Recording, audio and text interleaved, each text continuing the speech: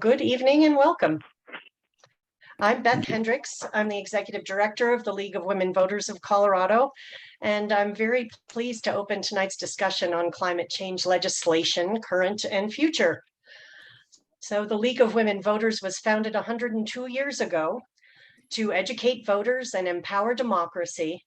And educational presentations such as this are central to our very mission, especially when we can provide access to direct discussion with elected officials. In the next couple weeks, the Colorado League will be distributing our nonpartisan information on the 11 state issues that will appear on our ballot. This will be the 84th edition of the League's ballot issues, first published in 1936. We hope you'll take advantage of this information, which is put out with the help of our friends at the Rudy and Alice Ramsey Foundation. So all info can also be accessed through our Vote 411 website as well. So you have several options to help you be an informed and confident voter. This presentation tonight is hosted by our Climate Emergency Task Force, a group of volunteers who provide education to the general public while informing the League's advocacy efforts. We have 6 other such task forces: housing, healthcare, reproductive justice, alternative voting methods, gun violence prevention, and news access and literacy. They all have identical missions, but obviously different subject matter. These task forces are open to anyone interested and are a great way to get involved in a topic about which you may have passion and a desire to act. So I'd like to thank our Climate Emergency Task Force for pulling together such a distinguished panel for us tonight, especially Maggie Markey. Thank you, Maggie. So let's get to our panelists. Senator Chris Hansen grew up on the Colorado-Kansas border and was first elected to the state house in the 2016 election and was reelected in 2018. A vacancy committee selected him to replace Senator Lois Court in the state Senate, serving the 31st district in Denver in 2020, and he was elected in the following election. He currently chairs the Senate Appropriations Committee, is vice chair of the Joint Budget Committee, and also serves on the Legislative Council. Senator Cleave Simpson Jr. is a state senator from Alamosa, Colorado, who represents District 35 in Southern Colorado. A native of the San Luis Valley, he's a 4th-generation farmer and rancher there. Senator Simpson serves on the Agricultural and Natural Resources, Health and Human Services, Capital Development, and the State Veterans and Military Affairs Committees. So let's see, has Senator Priola joined us? I am not seeing him yet. So let's go ahead and start with Senator Hanson. All right. Well, a very good evening to everyone. Thanks for having me tonight. And the other thing that I think is important to mention is that Cleave and I represent half of the engineers in the state legislature. It's a short list. It is. Excellent. So, Senator Hanson, what is your environmental wish list for the 2023 General Assembly? Well, that is a great question to start with. And again, thanks for having me tonight. I apologize, I'm not on camera yet. I'm a single dad this week with my wife traveling for work and doing some pickup with my sons around town. But so I'll join you on camera as quickly as I can. But I really great to be part of it. Uh-oh. Oh, we're losing you, Senator Hanson.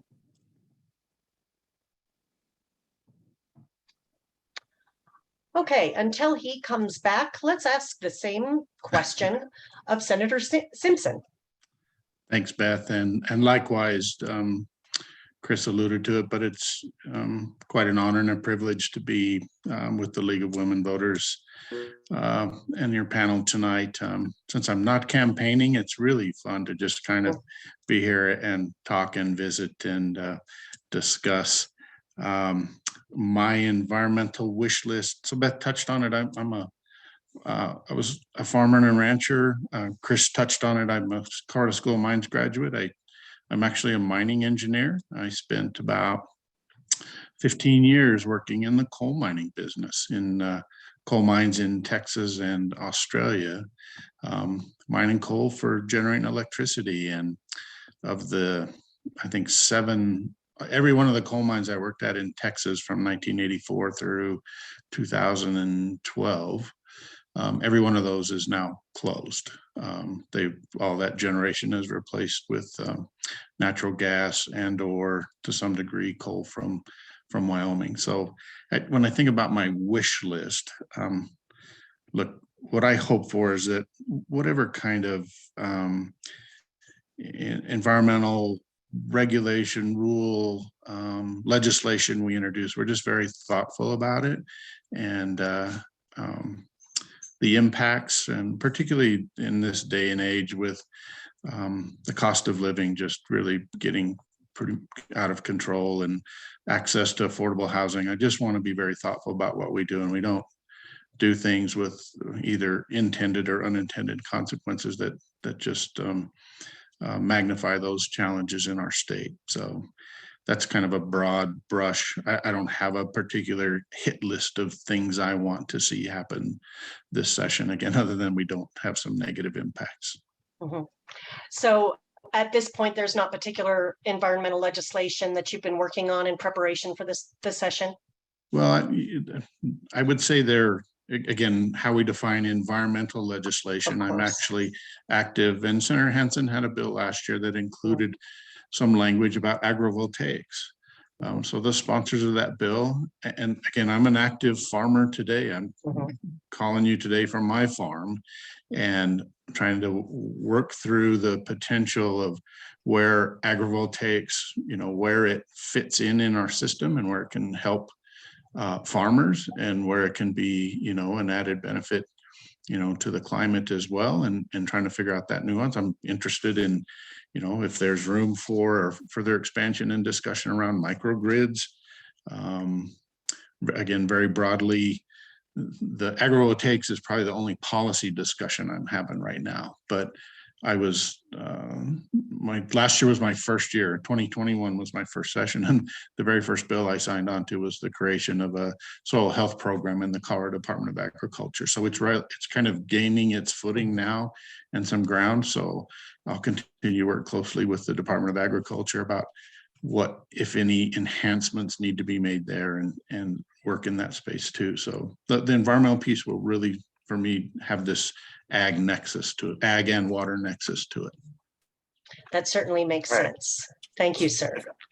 Am I reconnected okay? I think you are. Okay. Yes, if you're ready to answer the question, that would be great. Thank you.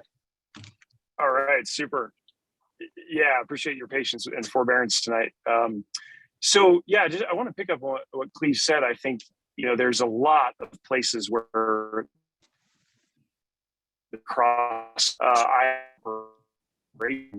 number of different topics, including environmental protection and conservation. And, certainly the two parties see the issue in different ways, but I just want to say thank you to Cleave, because he's always been someone, even if we don't come to a point of agreement, we listen carefully to each other. And I think that is always, the thing that often doesn't make it into the newspapers is how much bipartisan work happens in the legislature. I mean, it's 90% plus of our bills that have, bipartisan sponsorship and votes. And that's the part that the newspapers often miss. And to pick up on his point, agrivoltaics, that was a bill worked on last year. We're hoping to bring that back and continue work on that in this coming session. And pleased to do that with legislators that, like Cleave, who care deeply about rural issues, rural development, rural employment opportunities, new investment in rural areas. And that's, I think, the real win-win opportunity that we've got in Colorado that we need to just max out together. That said, I would like to be very assertive on climate change. It is the reason that I ran for office in the first place and left my private sector career, was to work on climate change. And, we're in a situation where Colorado, I think, has established itself as a leader in climate change policy. And that's something that I want to continue in the next session. I feel a deep sense of urgency about the climate crisis that we're in.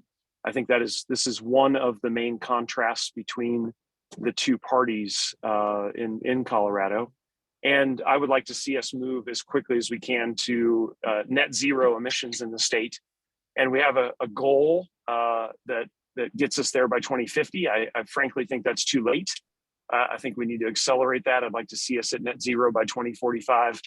And, we've taken some great action that starts us down that path, especially in the electric power sector, but we have to do more in the other parts of the economy. And so as we're encouraging people to buy electric vehicles, encouraging people to electrify home heating and appliances, and to Cleave's earlier point about the agriculture sector, so much great work ahead of us in increasing carbon sequestration in the soils and improving soil health, capturing methane from feedlots and dairies, tons of great stuff we can do together that is really, I think, a win-win. It pays producers and reduces emissions at the same time. So those are the sorts of opportunities that I'm looking for in next year's legislative effort, but feel a very fierce urgency of now when it comes to climate change.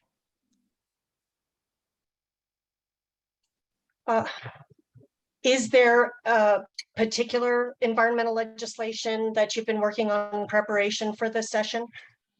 Yeah, so to be very specific, for those of you that were kind of looking at bills from last year, there was a bill that I had worked on all session, Senate Bill 138, that covered a number of different areas, including agrivoltaics, ag sector, decarbonization, as well as electrification of lawn equipment and small motors, right? All different ways we can reduce emissions, more environmental accountability for the state pension funds and state life insurance.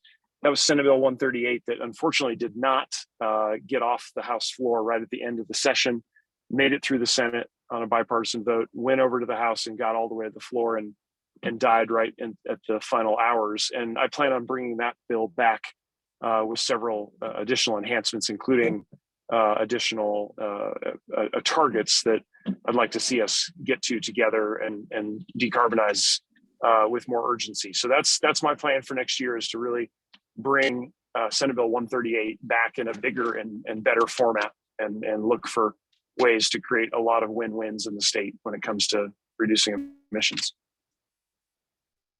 Yeah, and for me, Beth, again, it will center, and it's really Chris's agrivoltaics bill from last year, and then trying to massage it and work with the sponsors and with Chris again as well about, we kind of grow this concept from proof of concept that we've had happening in Colorado, and then try to expand it to, to maybe pilot project. I don't know what the bill's going to look like just yet, but so very interested in this space, and there's a direct connection with me and my constituent and in the constituents in the San Luis Valley, where we are really struggling with a water security issue, where our demand continues to exceed the supply and dwindling aquifers, and we're going to lose productive agriculture here. And this is like one of the premier places, if not the premier place in Colorado for solar generation. You're at 8,000 foot of elevation. There's 8,000 square miles of flat terrain with less than 7 inches of precipitation. So I keep thinking there's the dominoes are lining up to really do something very special here. We have a infrastructure challenge here where we don't have capacity. We don't have transmission capacity and redundancy here. So that how all that interacts and connects will, I'm working in that space to see how we might advance that conversation here in the San Luis Valley, and then figure out how to make it applicable to the Arkansas Valley or to the West Slope as well. Great. And if I can, do you mind if I quickly chime in? Because I want to, again, thank Cleave. He's worked so hard in a bipartisan way on those issues. And we did a bill on transmission in 2021, Senate Bill 72, that is really designed to try to bring more capacity into the Valley, because Cleave is absolutely right. There are gigawatts of potential in the San Luis Valley, and that means huge investment, new jobs, property tax for the schools, We just need to figure out the transmission piece, and we took a big step on that together in Senate Bill 72, which was a bipartisan effort. Excellent, thank you. We do have a question from Judith Rice Jones. Have either of the senators visited Jack's solar garden between Longmont and Boulder with significant participation by NREL and 2 universities, which offers many positives for agrivoltaics? Chris is, Well, go ahead, Chris. Yeah, I have been there 3 times, and in fact, just met with the owner, Byron, excuse me, just a couple of weeks ago to talk about how we can, continue to advance that work. And in fact, we've been referring to agrivoltaics, and the 20 megawatt farm that he has is really the biggest test case in the state. And it's really proving out the concept. And he's doing a number of different things under his panels, around his panels, including better grazing opportunities, and trying to mix in different types of agriculture. And I think I was also really heartened by the fact that Delta County Commission, which is a pretty conservative commission, safe to say it's a Republican-leaning county. They have just okayed a big new solar farm that is built on the agrivoltaics premise, where they're going to mix in sheep grazing with the new solar facility. So huge amount of opportunity in Colorado, and Jack's Solar Garden was a big kickoff to that in the state. And I'll say I have not been there yet, but I have connected with the owners. Really, in particular, I attended last month, I think, the Colorado Renewable Energy Society annual meeting in Golden, and they did a presentation, and that started a connection. Look, there were a lot of things at the CRES meeting they talked about regenerative agriculture, they talked about agrivoltaics, they talked about microgrids, they talked about distributed energy, an abundance of things that I was interested in. And I have connected with the owners and trying to organize a time where I can and get up there, and the folks from NREL were there as well. So that's a long answer to the question. I haven't been there yet, but it's on my list. Great, thank you. Would one or both of you be so kind as to offer up a definition of agrivoltaics, as I would prefer not to? Cleave, you want me to take that one? Go ahead, Chris. Okay. Yeah, so agrivoltaics in layman's terms is really just the mixing of agriculture and solar energy production. There's also a very related concept called aquavoltaics, which is where you put the solar panels over irrigation canals or on reservoirs and mix the solar production with moving or storing water.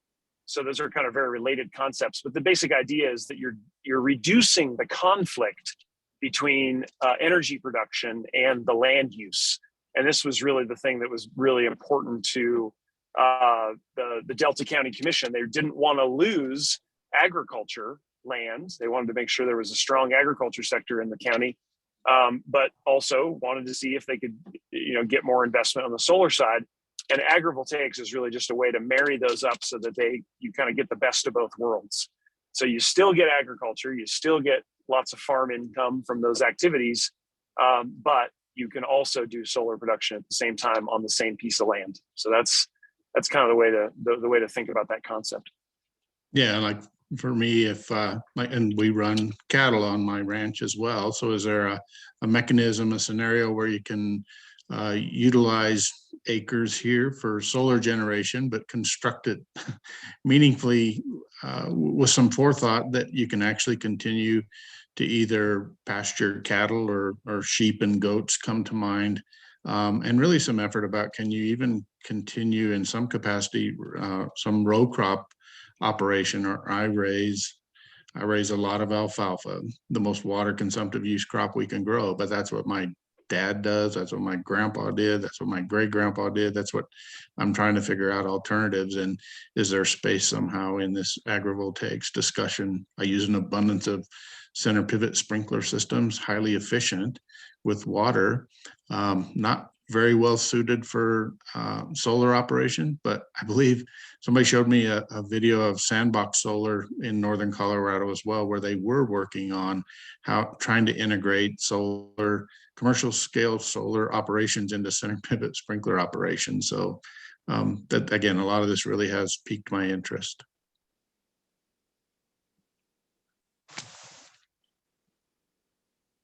Great, thank you for that. There are a few phone numbers that are being used by participants. I just want to make sure one of those is not Senator Priola. Senator Priola, are you here? Okay, thank you. We do have a couple more questions in the chat box. First, regarding Senate Bill 22-138, the Colorado League's Legislative Action Committee chose not to support this bill because of concerns over the injection well component and on unequal impacts of small engine limitations. But many elements were very strongly supported. How will you change this bill? Well, thanks for sharing that with me. I didn't know that was the case. I would say both of those sections are going to see some improvements as we get into next year. So first of all, the small engine section was amended so that it provides an incentive for all consumers to buy electric lawnmowers, trimmers, etc. And so it has a really great impact for low-income families in particular, because you get this immediate at the site of purchase 30% discount essentially on purchasing electric lawnmowers and lawn equipment. And the great news is you don't have to claim it on your taxes. And so especially for low-income families who might have little to no tax liability, they still get the immediate 30% discount for that incentive. So I think the bill is in a very strong position, and that was where the bill ended off at the end of the session. So whichever group, I forget which one you mentioned, they must not have seen that final version. On the injection wells, part of the bill is structured so that the state of Colorado will do the permitting for all injection wells. Right now, that permitting is only done at the federal level. And the reason I put that in the bill is because I really wanted Colorado to be able to control its own fate when it comes to this topic. As you might imagine, I am very worried about another, let's say, Trump re-election. Let's just play that scenario out where we've got an EPA that would approach that topic in a very different way from what I might or you might want to see. And so I'd much rather have Colorado have the permitting authority on that topic. And that's really all that the bill was structured around, was to put protections in to make sure there wasn't impacts on low-income communities, and to make sure that Colorado could do that permitting if there are suitable projects. So happy to talk with that group more, but I think those sections are very advantageous for both the climate and for Colorado.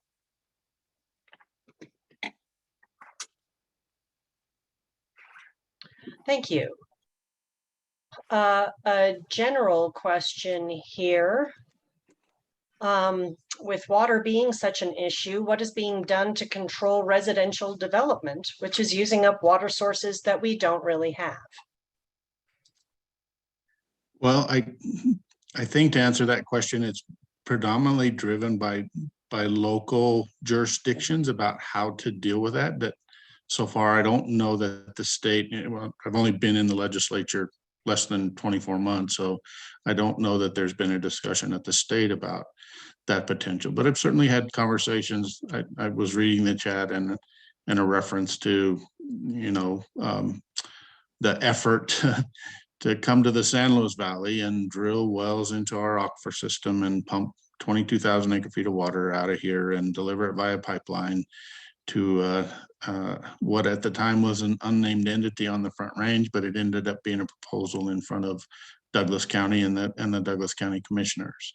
The commissioners shied away, I think, from using, the proposal was to use federal ARPA dollars in that space to help promote this concept. And I think they got really good, sound legal advice that was not an appropriate use of those ARPA dollars. So it's like tabled for now, but that pressure continues to grow here. And this is for me, this is an opportunity. We need to continue the education and the outreach about the water challenges, the water security issues in this state. They're not just isolated to the Rio Grande Basin.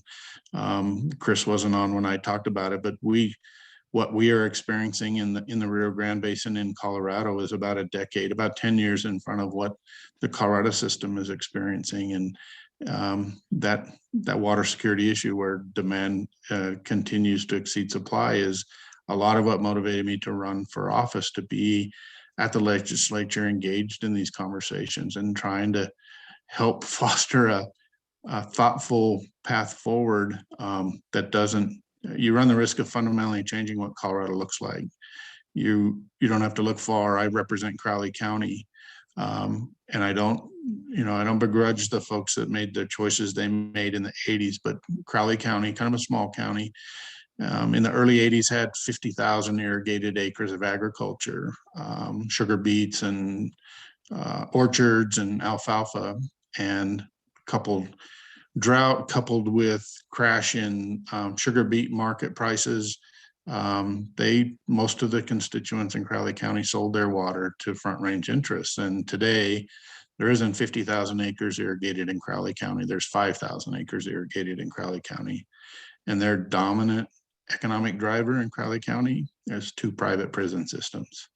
And again, it's kind of the template for how you can really screw this up if we're not thoughtful about it.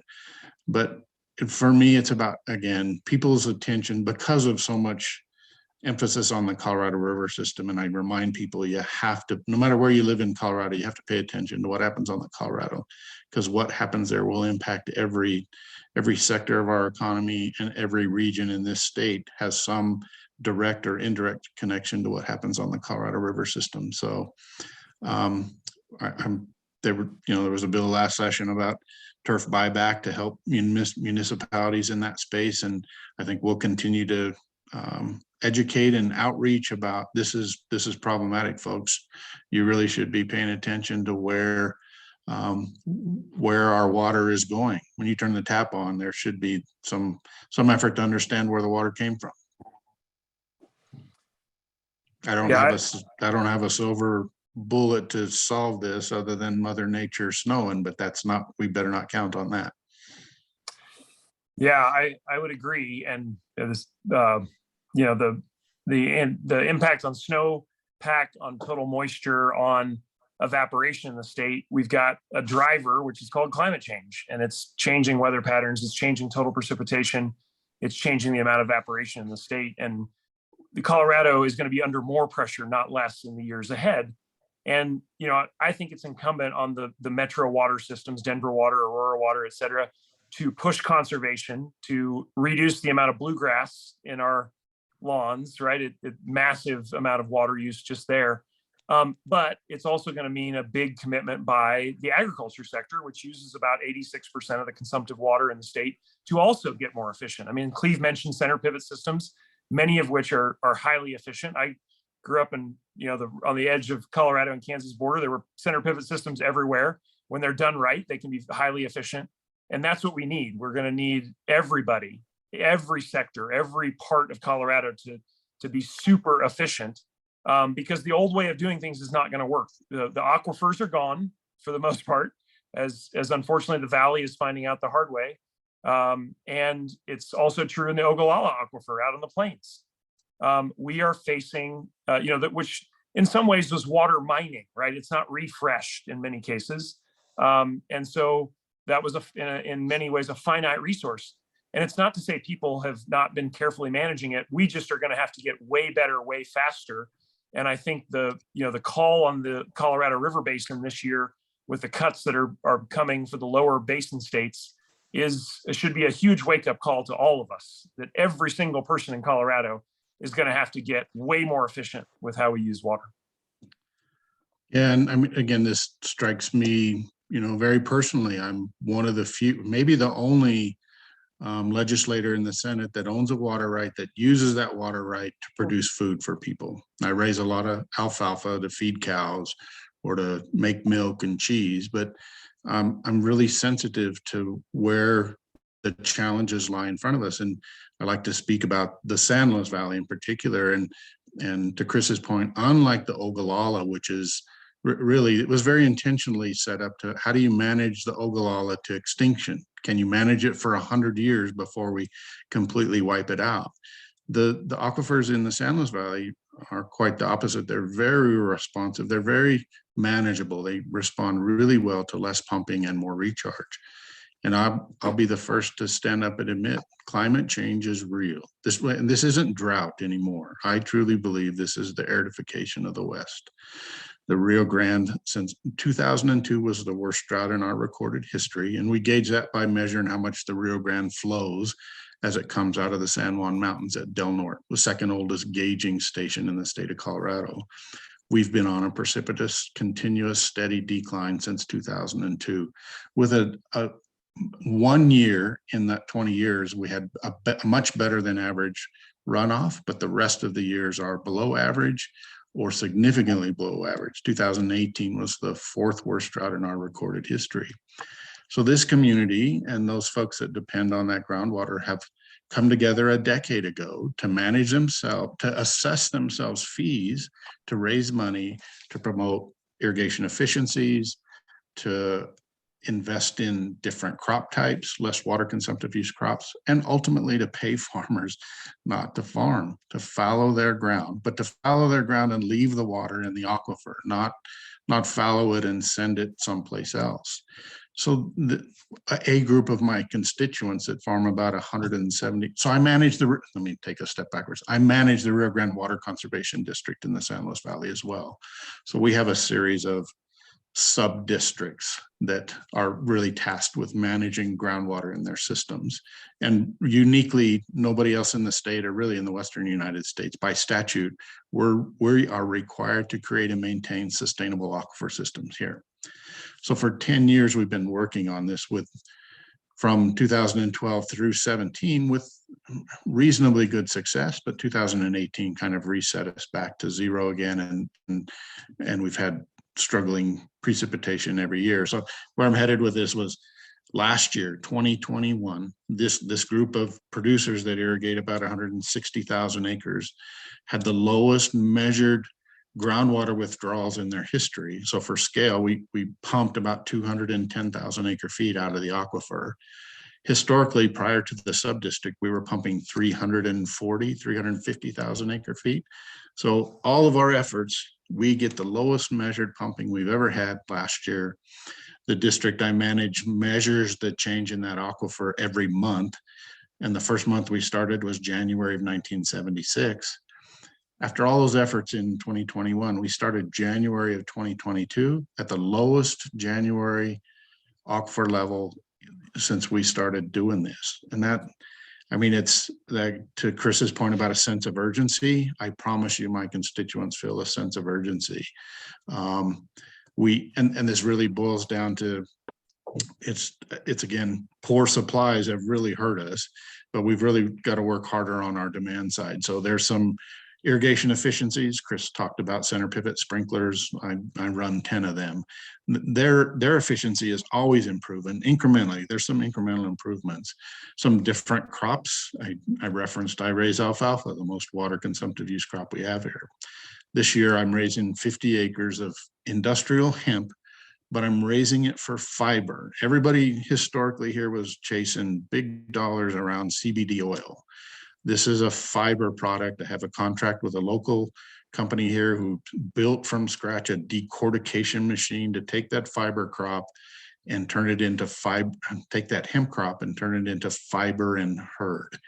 I know I used half the water on that crop as I do on the rest of my alfalfa crop. So some efficiencies.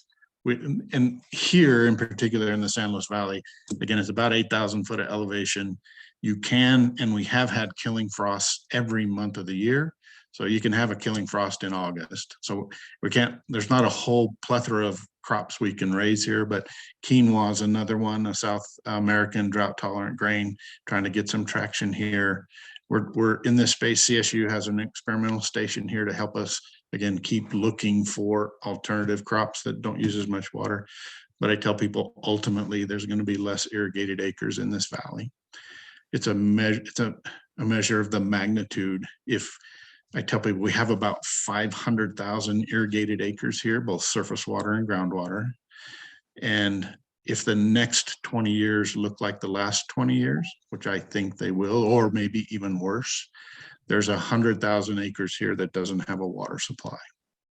So, but we're not doing nothing. We are working in that space to try to improve, but that it's going to have to improve exponentially going forward, because I don't have a lot of faith again that all of a sudden we're going to get snowpacks. Like I was born and raised here. We're not going to get snowpacks next year like we did in 1984 and 1985 when there was water everywhere here.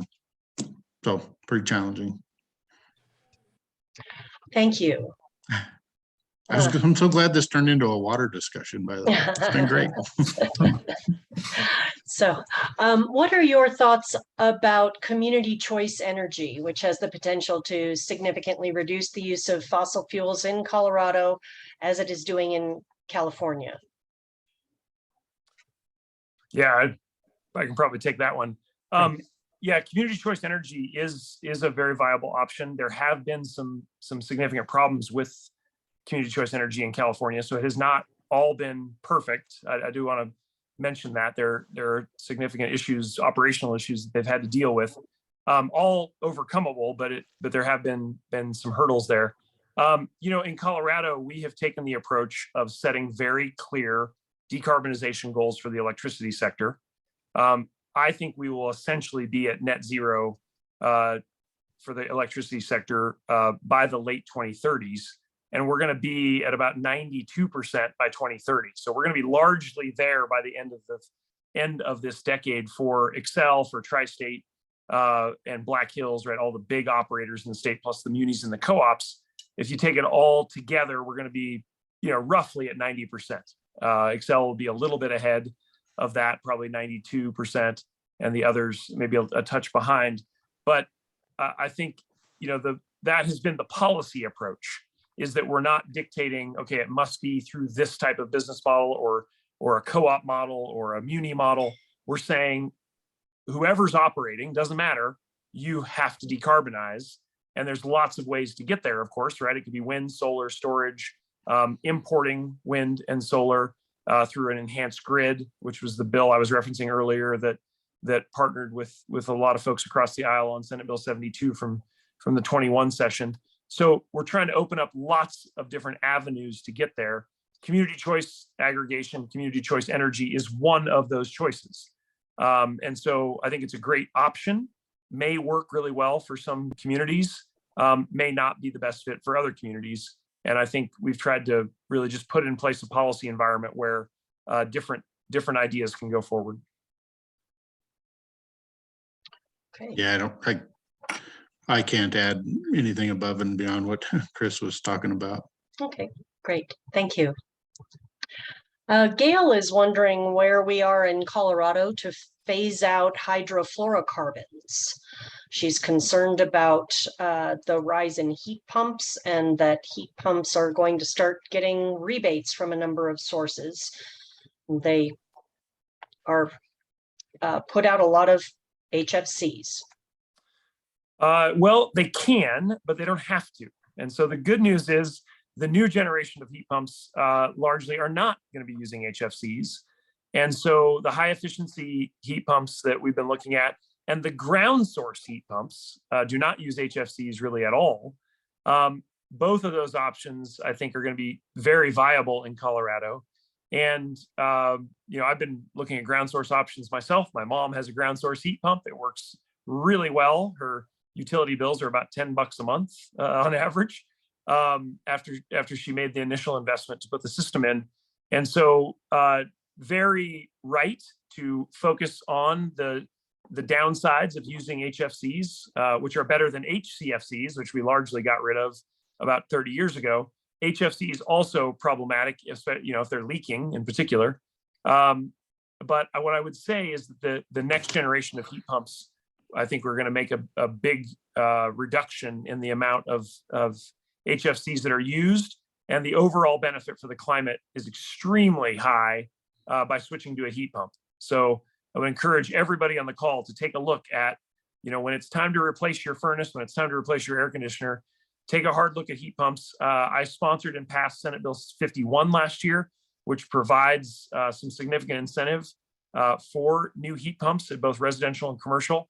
And I think the impact on the long-term emissions is going to be really significant.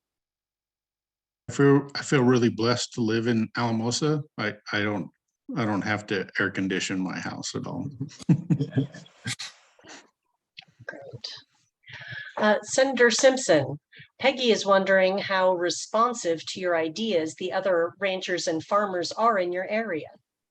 Well, it's still kind of in the early stages, but look, there's a growing recognition. And look, I'm the fourth generation of my family, but I have a 30-year-old son that manages my farm for me while I'm doing Zoom meetings and at the Capitol. But and he and I are having discussions about I don't think we can, and I think this is becoming more broadly accepted in my community, that we can't keep doing what we've been doing for decades here.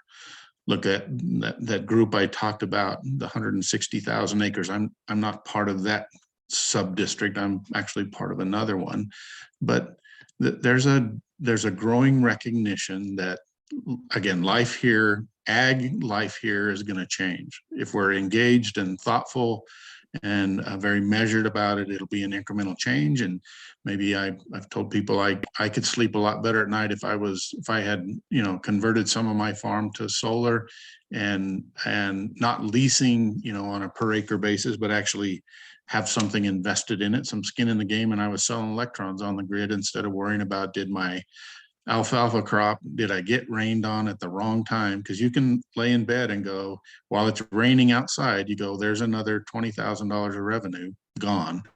And it does it again the next night, there's another 20. And so I know people are hungry for something different and a recognition that it's getting drier, it's getting warmer, runoff is coming much earlier.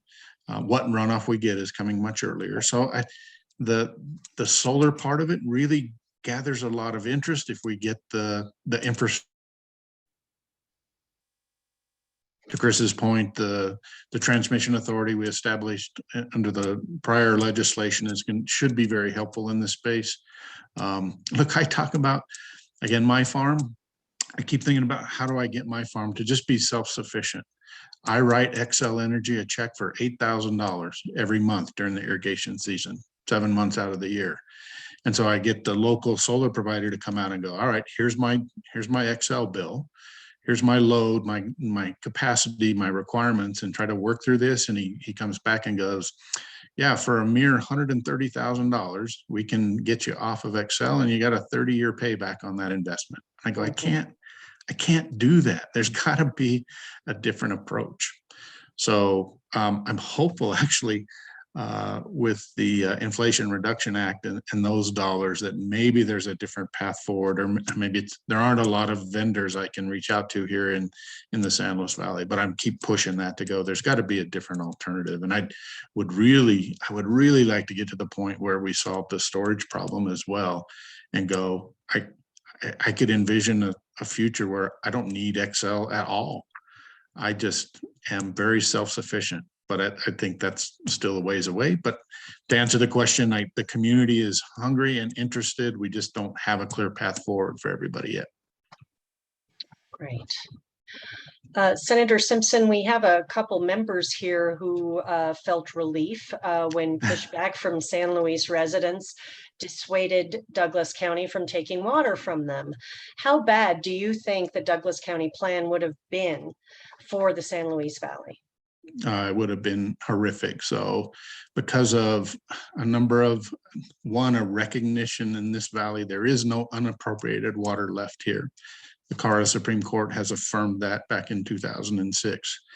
So if they want 22,000 acre feet of water, you got to go dry up irrigated farms that are supplying that 22,000 acre feet of water. And that's tens of thousands of irrigated acres that just gets bought and dried, and then the water shipped out. Not like my district, what we are doing, we are paying farmers not to farm and drying up ag, but leaving it in the ground to help create a healthier aquifer system. So and look, this is something this community deals with almost like clockwork. The first proposal here was in the early 70s, a San Marcos pipeline proposal.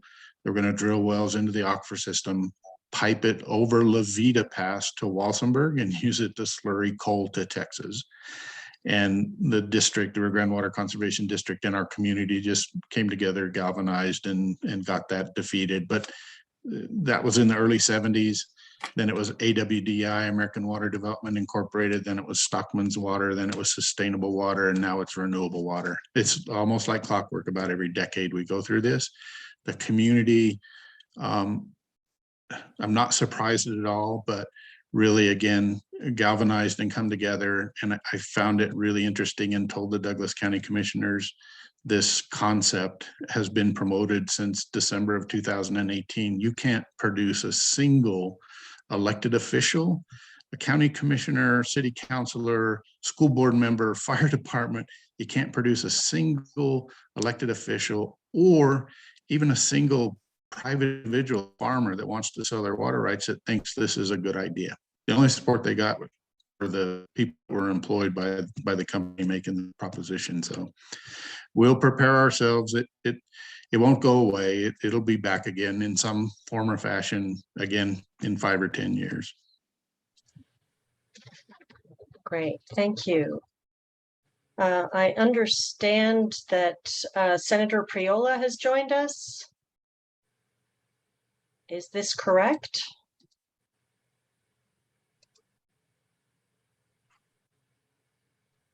No, Senator? my mistake. Oh, okay. Thanks, Sandy. Okay, a quick question for Senator Hansen. Should Colorado cities consider eliminating single-family zoning? Should the legislature mandate it? What are the pros and cons? Yeah, a wonderful question, a very timely question for the metro area, something, Cleave, you don't have to deal with. That's why I'm smiling. Yeah, that's right. That's right. Yeah, I don't think Alamos is going to ban single family homes anytime soon.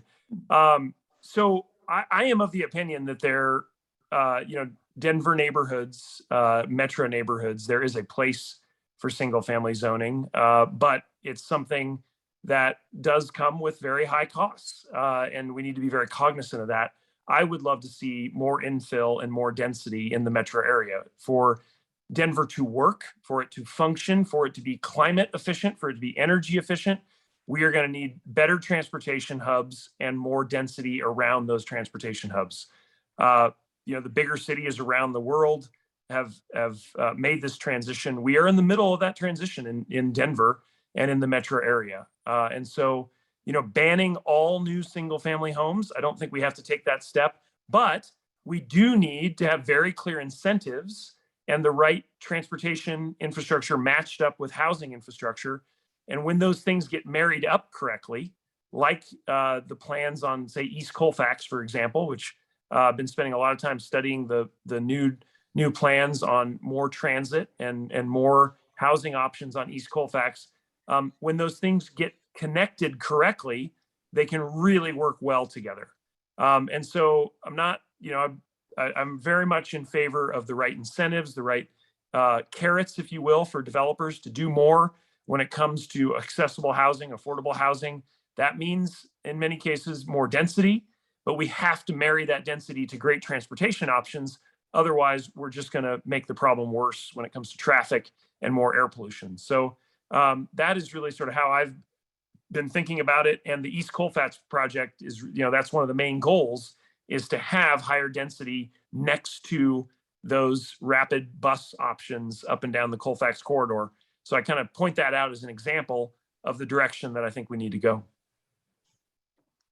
I just want to congratulate Chris. He's so thoughtful in this approach, and I've loved working with him over the last almost 2 years. And the idea of crafting the right incentives is really important to me. That looking at, we may reach a point in time where incentives aren't going to be effective enough. I realize that, but I don't want to lose that at this stage of the game. And that again, being born and raised here, I find it just fascinating thinking about where we're headed to go. prior to the pandemic, the state demographer was really predicting population was going to double by 2050.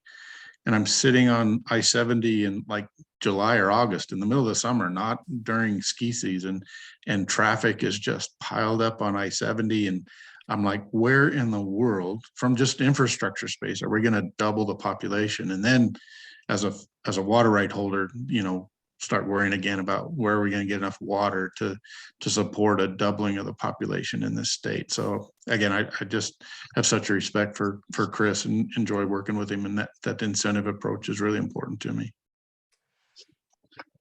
Thank you. So Senator Simpson, media coverage has put us all on alert to adverse effects of the Colorado River Basin water crisis. You've mentioned this several times already, as well as the problems associated with watershed damage from major wildfires. You mentioned that you're the general manager of the Rio Grande Water Conservation District, and you also represent counties in the Arkansas River drainage. What do you anticipate that the Interim Committee on Water Resources and Agriculture will recommend for legislative action on water in the next session? Thanks, Beth, and for the question. And I don't have to speculate because the 9 bills that they want to put forward are public now. You can go to the legislature's webpage and look at the interim committee. And the one that's really important to me that I'm putting forward is to take the term interim off of the committee and make it a standing committee that can meet on demand at the suggestion of the chair, to go again, just continue to highlight the challenges in this state around water they're just going to grow exponential. And the need for the legislature to be informed and engaged and better educated is going to grow exponentially as well. So like this particular interim session, the first meeting of the interim committee was early August, and it was at that very first meeting we had to put forward our bill proposals. So we just didn't take the time to engage and have very good conversation about what's most important. So there are 9 bills. By statute, the committee can move 3 of them forward, and then with some other administrative barriers, you can move more than 3, but there are only 9, and they run a broad spectrum. But there's nothing like really again, I think the one I'm introducing about taking it off an interim and making it a standing committee will be the most impactful. But there's a whole broad spectrum of those 9 bills, but nothing that really just jumps out as really extraordinary. So folks can, again, you go to the General Assembly webpage and look up their interim committee, and you'll see those 9 bills. Okay, great. Barbara is saying that she has read that in Arizona, Saudis have bought land and are growing alfalfa just to get the water rights. Is this likely to happen in Colorado in the future? Are municipalities still selling large amounts of water to bottling companies? Will ploys to get large amounts of water be a problem in Colorado in the future? And if so, is there anything the General Assembly could do to discourage attempts to get rights to large amounts of water? Well, there's a laundry list of questions. Let me start with Arizona. I have read that look, I think the Saudis have bought farmland in Arizona and are using groundwater to raise alfalfa. And I wouldn't dare try to speculate what their intentions are, but they are shipping alfalfa to Saudi Arabia, because I think I understand in Saudi Arabia, the government won't allow water to be used for the production of alfalfa because it's so water intensive. So again, I don't want to get out too far on a limb on what's happening in Arizona, but I have read and have heard, people have called me and asked, have the Saudis started to show up in the San Luis Valley to buy property? And I'm not aware of any. Routinely, you hear conversation about what's happening in the Colorado River Basin, though, where investment groups out of in New York on Wall Street have purchased, indeed, and very public about, have purchased irrigated farm ground in the Grand Valley and currently are just leasing the farm back to either more than likely the farmer that they bought it from, and they continue to operate it as they have for a long time. But the challenge is are those acquisitions part of financial speculation of the value of water? Colorado doesn't prohibit financial speculation around water. They do prohibit speculation for beneficial use. So you can't hoard water and not put it to beneficial use, hanging on to it to wait till somebody needs it. And then the legislature took some action here in 2019 or 2020 with a work group to study this. And could you craft some potential legislation to strengthen Colorado's position about protecting and disallowing speculation for financial benefit? And that work group could not come to consensus. We had a bill in committee last session about the same conversation, and it's rather challenging to have those conversations and find a reasonable solution. What you end up doing is potentially you cast a really broad net and say you can't hold water rights for financial speculation. But like if 2 years ago, I went and bought a share of the Commonwealth Mutual Ditch Company. I paid $50,000 for that share. I didn't buy it for financial speculation, but some of the language in those bills said I couldn't sell that share of water in the future for a profit. I go, well, that's an interference of a private property right. And if something happened to me and my wife needed to sell that share of water and somebody offered her 10 times what we paid for it, I was really struggling to figure out a path forward that could find the right balance of, protecting the water system and what we value, but also protecting people's private property rights. So those are the two I can touch on for sure. If I may just quickly throw in another idea, and I'd love to hear Cleave's comments on this. We really do not have the ability right now in Colorado law to do what are referred to as alternative transfer mechanisms, or ATMs. I have thought, my freshman year in the House, I was on the water committee, the ag committee, and in the House, and we've for many years have been looking at, could we create some portion of statute that would enable alternative transfer mechanisms with greater volume, more liquidity, create some depth in that market. And I think it would provide a lot of good incentive for efficiency as well, if we could get to that point. And so that's another area where I think the legislature needs to make progress, and would love to hear what Cleave thinks about ATMs. Yeah, it's actually a tool like folks in my district. So there is statutory authority, Chris, to some degree to use ATMs. Sometimes they're limited in a 3-year out of 10-year period. But the challenge is municipalities aren't always terribly interested in those ATMs because they don't give enough certainty to them. They would historically, what they've done is go buy a farm, dry it up, and then have access to those water rights. So this is kind of new, relatively new, within the last 5 years, these discussions about ATMs and growing them. And the Colorado Water Plan calls us out to say we should get away from that traditional model of just buying a ranch on the South Platte or on the Arkansas or on the Rio Grande and drying it up and sending the water to a municipal purpose, and trying to figure out, and people are active in this space, trying to figure out how to make it work for municipal interests and for the farmers. In some instances on the lower arc, farmers, I think, have been very receptive of, look, and I always thought about that on my farm. My alfalfa, it has about a 10-year life expectancy. After 10 years, I got to rotate it out.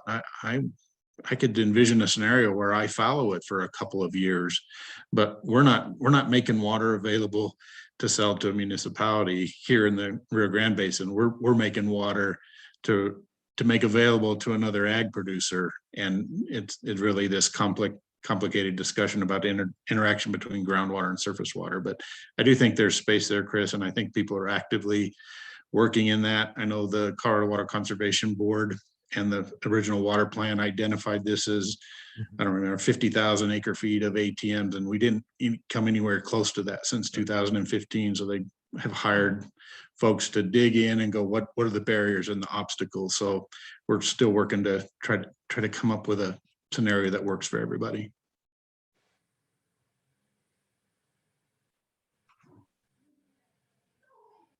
or would either or both of you like to comment on the impact that irrigation has on our already stressed pollinator population?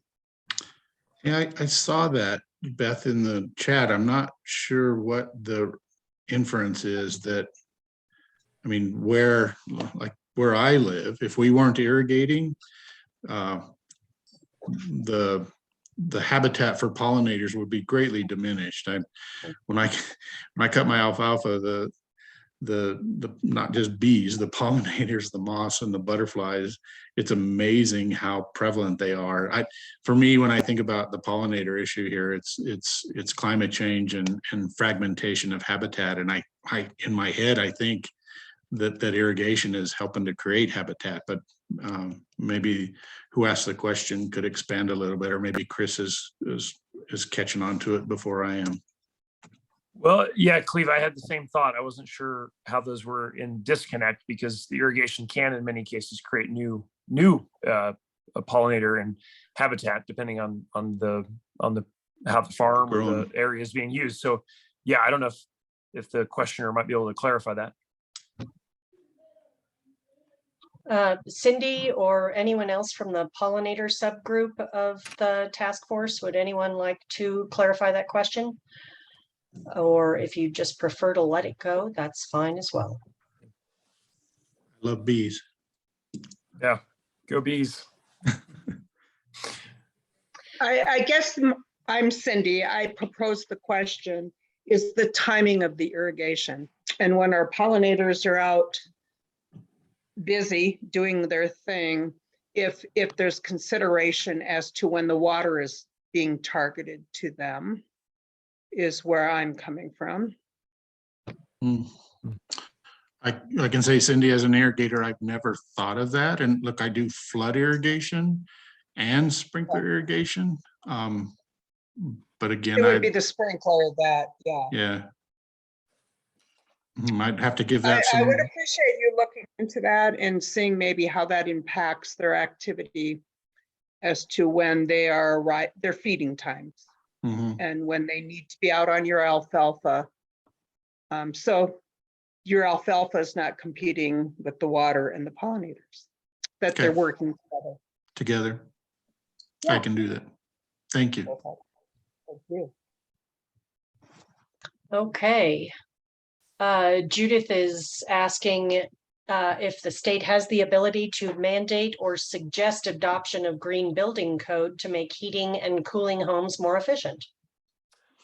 Well, that one I can definitely take. Yeah, I was one of the prime sponsors on a bill last year that did a lot on upgrading and improving our building codes. We created a mechanism that put in place a timeline for adopting the latest codes, and we created a state fund to help local governments do that updating work. And so that, I think, is going to pay huge dividends for the state on better energy efficiency, better heating and cooling systems, better insulation, better windows across the board. We're really trying to make sure that our new buildings are going to be built at a very high standard. And we had this really robust debate about, okay, is that going to increase the cost of construction? Is that going to increase the cost of homes for people? And if so, is it worth that extra cost? And what we found is that it does have some increased costs. It's typically about 4 or 5% of new buildings that the price of construction goes up a little bit, but it has a very fast payback period because of course you're using less energy to heat and cool the home.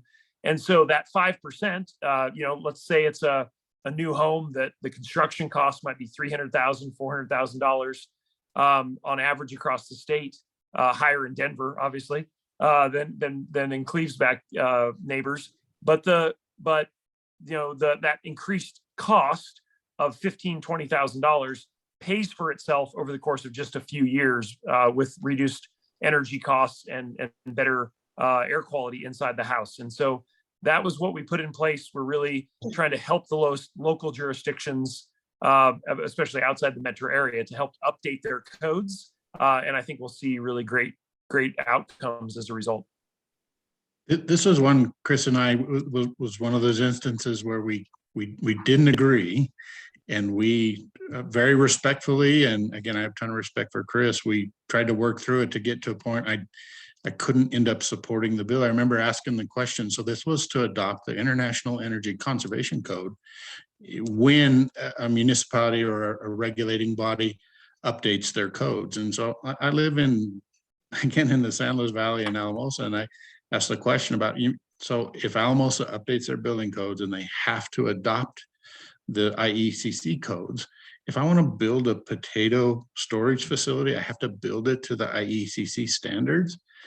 And to Chris's point, the answer was, yeah, but you'll get the payback over, we promise you it'll pay back over some period of time. And I was already of the position that that's not for the government to dictate that to me. That should be for me to decide. I'll read the code, I'll understand what the inputs are, and then I can make the decision. I would be very supportive if it wasn't mandated. So it indeed was, you will adopt and you will enforce the International Energy Conservation Code. And my fear is my rural counties, they'll just avoid ever updating their codes now. They'll just stay away from it. And Chris and I, he was very helpful. We worked through to try to get some relief from smaller counties, less than, I think we ended up at 20,000 population, Chris, is where we ended up, and some avenues for them to work through the complications, I guess. This is one I just couldn't come to an agreement with Chris on. Senator Hansen, did you want to discuss existing buildings? Well, sure. I mean, I think we've put in place a number of incentives for building upgrades and existing building stock. So we're talking about codes that would apply to refurbishment or new construction. And it would apply, and if you're doing a major overhaul of a building, that you have to meet the new codes. But for existing buildings, we have a number of programs in place to help upgrade energy efficiency, put in heat pumps. I mentioned Senate Bill 51. I also worked on a bill with Energy Outreach Colorado this year, where we've got a fund that we've made available for doing energy upgrades, especially for low-income families and low-income housing situations where folks might not be able to afford it at the initial cost. But so there's financing mechanisms available or direct grant programs available to help upgrade energy efficiency for low-income families. So I think we've tried to address it in a very comprehensive way, from existing structures to refurbishment to new build. We're really trying to upgrade across the board and capture those energy savings. Great, thank you. Fair, I'm hoping you will ask your question of the senators directly.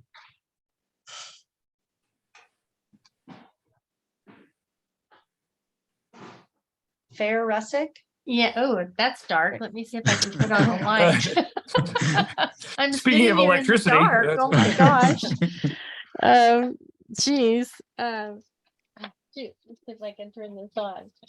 I can't find it. Well, my concern is I feel like we're overdeveloping in Colorado, and that the number of developments that are going on, residential developments that are being created, are due to the fact that the builders have access to easy money through metro districts. And I would like to know, I feel like you could do something through you were saying that this is usually a local issue, but the CRS 32 is a state law, and I feel like you could make a difference at the legislature by tweaking CRS 32 to impact economic development. And I have to laugh because I don't understand why everybody thinks that economic growth has to be tied to residential development. I would rather see a goal of economic sustainability, since we really don't have the water for these new developments. So I'm putting you on the spot. Yeah, well, that is a very complicated question. I'll do my best to see if to be responsive, because it is a very important set of questions that you put in front of us. I would first say we have metro districts as a financing mechanism for infrastructure, largely because of Tabor. Most states finance new sewer and roads and the things that you need to build new apartments or build new houses is typically done with general taxation mechanisms that are then recouped with the property taxes that get paid by those new developments. In Colorado, because of Tabor, we use thousands and thousands of metro districts to do that on a district by district basis. We could have an interesting discussion about, is that the right way to do it? I am clearly on record opposing Tabor. I think it has caused a lot of unintended consequences that the voters did not contemplate when it was adopted in the early 90s. One of them is the huge proliferation of metro districts. Metro districts have their uses. They can be very good financing mechanisms, but they also can be misused. And that is something I think the legislature will take back up next year to look at. Do we need some safeguards? Do we need some bumpers, so to speak, on making sure the metro districts are doing, accomplishing very specific goals, which they're set to do. But I do want to point out, we would have had almost no new housing in this state, up and down the Front Range, all across the state, without the use of metro districts, because local governments simply do not have the taxation ability to front load those investments. And the housing crisis in Colorado would be 10 times worse, but for metro districts. So I want to be careful we don't throw the baby out with the bathwater. We need these types of public financing mechanisms. But I think it's a very fair question to say, are we putting the right bumpers, the right guidelines in place? And I think that's going to get a fresh look next session. Well, I hope so, because I've become an expert on this topic. And I can tell you that they're being overused, and that it would be cheaper for the homeowners to actually add the cost of the infrastructure into the cost of the housing rather than to have a separate metro district. I've done the math on this in several neighborhoods. And also there is absolutely no oversight in what's going on. They file paperwork with DOLA, but nobody looks at it. So I really feel like there needs to be a great tightening of the use of metro districts, as well as, should we even be building because we don't have the water? That's my other big issue. And I can tell you that the housing is not cheaper, because the metro district costs are between $200 and $400 per house per month. I feel maybe pretty blessed in a lot of respects representing rural Colorado, but I'm not sure I have any metro districts in my Senate district, current Senate district anyway. I checked. I only started learning about metro. There was a piece of legislation last session about metro districts, and that was my exposure to metro districts. But I do want to touch on your point, Faye, about I've thought about rural Colorado in particular. Economic development has been this, challenge for 40 years. And for me, I keep thinking about, I love where I live in the San Luis Valley. To your point, I really don't want to see any more people here. I want to see the standard of living raised for all the constituents here through whatever economic development that looks like. And that's going to be pretty challenging in rural Colorado. But I appreciate your point about, look, and it was kind of what I referenced earlier, infrastructure and water. We're just going to reach a critical mass here at some point in time and go, we can't support anymore. We're not going to make any more water, I don't think. And we're going to be limited to how many more roads and transmission lines and wastewater treatment plants we're going to be able to build. Okay, great. Okay, we're nearing the end of our time here, so let's give one last question to each of you. Moving from a fossil fuel energy system to a clean energy system will require changes and improvements in our electrical system. What changes or improvements do you support? Electric cars, improving the electric grid, what other areas of electrification? All right, I would like to send whoever wrote that question a $20 kickback check. This is like my favorite question of all time. I love that question. So we referenced earlier Senate Bill 72. Again, worked closely with Don Coram, great colleagues like Cleave Simpson on this. And we were really trying to get at the heart of this question. What are we going to need to be successful in the state? And a big piece of that is electrification of our homes, of our businesses, of our state. And that means a great power grid. That means lots of ways to get power from where it's created to where it's needed. And we need to upgrade lines. We need to improve our system. And, I am in favor of essentially electrifying everything. I am about ready to buy an electric car, just got rid of my gasoline car. I am going to be electrifying my heating and cooling in my house by doing a heat pump. I've already put solar panels on my roof. I'm trying my best to live this out. We need to electrify everything in our lives to be more efficient and to reduce emissions. And the good news is, in all those cases, it's typically better, cheaper, faster. I'm just thinking about like the electric cars now at the sedan level, the 4-door sedan. It's actually cheaper to have an electric car over 10 years of ownership than it is a gasoline car, particularly if you get an oil price spike like we've had with the war in Ukraine. And so, those are great opportunities for us to save money and electrify. And to get there, it means we're going to need to have a really great microgrid and macrogrid or interregional grid. Folks probably saw what happened in Texas a couple winters ago. You had this huge cold snap. They were totally islanded in their grid. They couldn't move power back and forth between their neighbors, and they got stuck with a bunch of blackouts that ultimately led to some fatalities, unfortunately. There were dozens of folks who died in that storm. And so this is a very serious issue for the health and safety of our communities. And in rural areas and in urban areas, we need a strong grid, not only to save people money and decarbonize, but also to make sure we've got reliability and keep people safe. So I think there's a lot of urgency on this, as I said, around climate. There's also a lot of urgency around this, getting this right when it comes to reliability and resiliency. So I think about this quite often as well. And look, so it's 250 miles for me from my home to the Capitol. So when I got elected, I drive a 3/4 ton diesel pickup. Gets 20 miles to the gallon. Pretty good for a diesel pickup, but 250 miles each way is rather expensive. So I started looking right after I got elected about an electric vehicle. And I was really trying to hone in on an electric pickup. I really do need a pickup. And look, the range at that time, and I think still even today, the range on a pickup was about 300 miles. And that put me in this spot that says, I can't risk that. I don't know.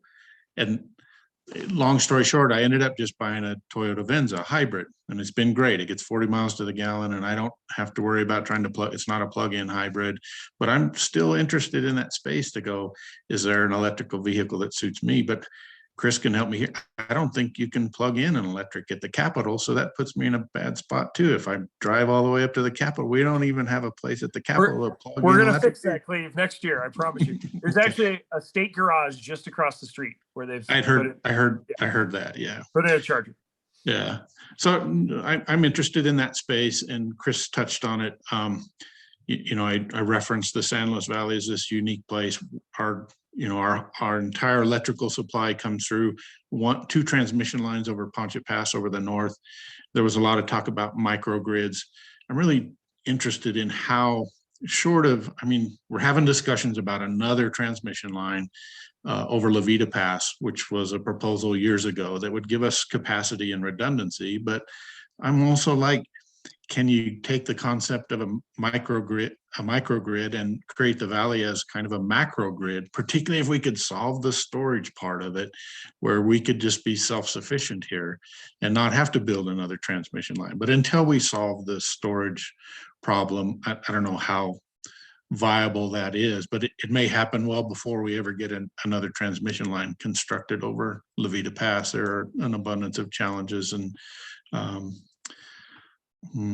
barriers to getting that done anytime soon. So it's all an interesting conversation for me. I recognize the sense of urgency, particularly what Chris is describing. I know I feel like there's interest as a conservative Republican in the Senate, I believe the climate is changing, and I believe we should be doing things quickly to correct what we can, again, without those unintended consequences of, making it more expensive to live here, and interfering with affordable housing. I'm just trying to work through all those nuances. It'll be a real challenging session, this one, and at least one more for me too.